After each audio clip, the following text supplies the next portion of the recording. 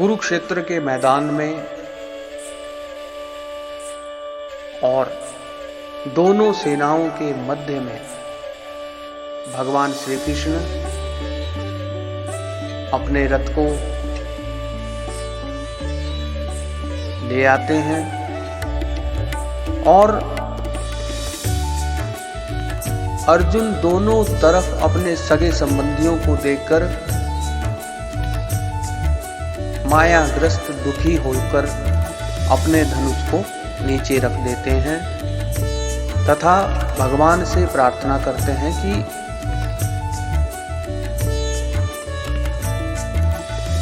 उनके लिए क्या कर्म है,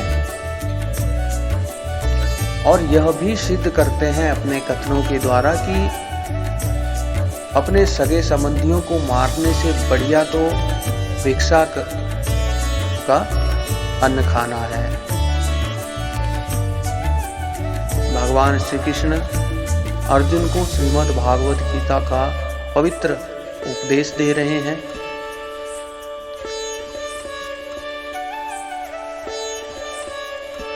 और कर्मों के महत्व का ज्ञान दे रहे हैं। भगवान श्री कृष्ण कहते हैं, योगस्थः कुरु कर्माणि संगम त्यक्त्वा धनंजय सिद्ध्योः समो भूत्वा समत्वं योग उच्यते। हे धनंजय, तू आसक्ति को त्याग कर तथा सिद्धि और असिद्धि में समान बुद्धि वाला होकर योग में स्थित हुआ। कर्तव्य कर्मों को कर, समत्व ही योग कहलाता है।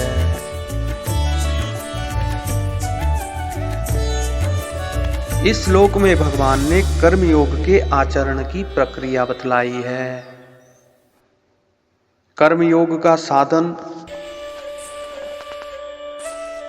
जब साधक करता है तो कर्म योग का साधक कर्मों में और उनके फल में आसक्ति का त्याग कर देता है। तब उसमें राग द्वेष का और उनसे होने वाले शोक आदि का भी अभाव हो जाता है। ऐसा होने से वह सिद्धि और असिद्धि में सम रह सकता है। इन दोषों के रहते सिद्धि और असिद्धि में सम नहीं रहा जा सकता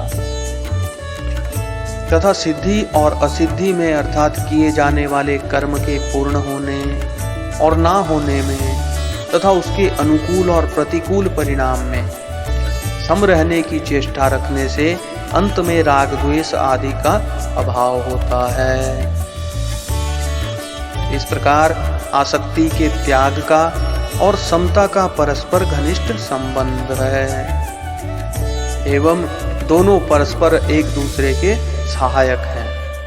इसलिए भगवान ने यहाँ आसक्ति का त्याग करके और सिद्धि असिद्धि में सम होकर कर्म करने के लिए कहा है। जब समत्व का ही नाम योग है तब सिद्धि और असिद्धि में सम होकर कर्म करने के अंतर्गत ही योग में स्थित होने की बात आ जाती है। तो प्रश्न यहाँ उठता है कि फिर योग में स्थित होने के लिए अलग अलग कहने का क्या अभिप्राय है।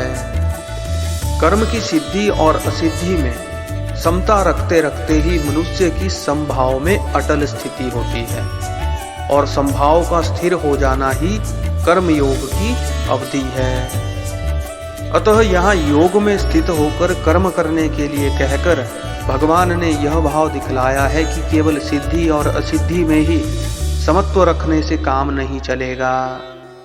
प्रत्येक क्रिया के करते समय भी तुमको किसी भी पदार्थ में, कर्म में या उसके फल में अथवा किसी भी प्राणी में विसंभाव ना रखकर नित्य संभाव में स्थित रहना चाहिए।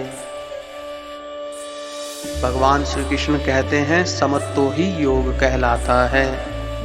इससे भगवान ने योग पद का पारिभाषिक अर्थ बतलाया है। अभिप्राय यह है कि यहाँ योग समता का नाम है और किसी भी साधन के द्वारा समत्व को प्राप्त कर लेना ही योगी बनना है। अतएव तुमको कर्म योगी बनने के लिए समभाव में स्थित होकर कर्म करना चाहिए। श्री कृष्णं शरणं मम।